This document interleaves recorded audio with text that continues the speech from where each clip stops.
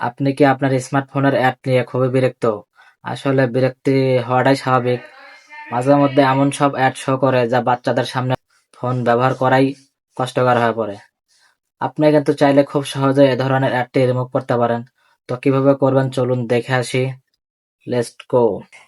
এর জন্য আপনাকে যেতে হবে ইউটিউবে। আপনি ইউটিউবটা ওপেন করে নেবেন।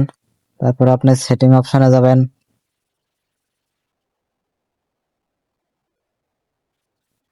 উপরে এখানে দেখেন সেটিং অপশন, এই সেটিংয়ে একটা ক্লিক দিবেন।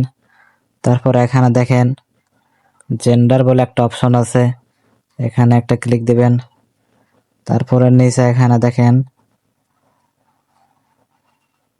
রেস্ট্রিক্ট মোর, আপনি এই অপশনটি এনেবল করে দিবেন। জাস্ট হয়ে গেছে।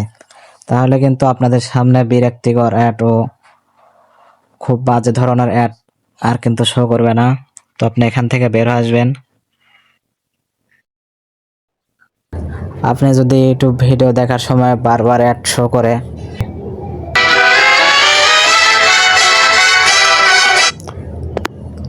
তো আপনার কাছে এই অ্যাডটি বিরক্তকর লাগছে, বারবার শো করছে, আপনি কিন্তু চাইলে এই অ্যাডটি খুব সহজে ব্লক করতে পারেন।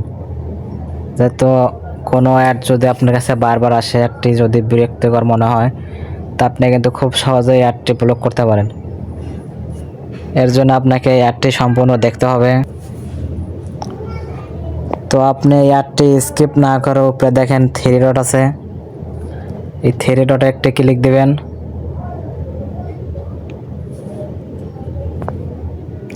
তারপরে বন্ধুরা এখানে দেখেন ব্লক অপশন, তো আপনি ব্লক অপশন একটা ক্লিক দেবেন।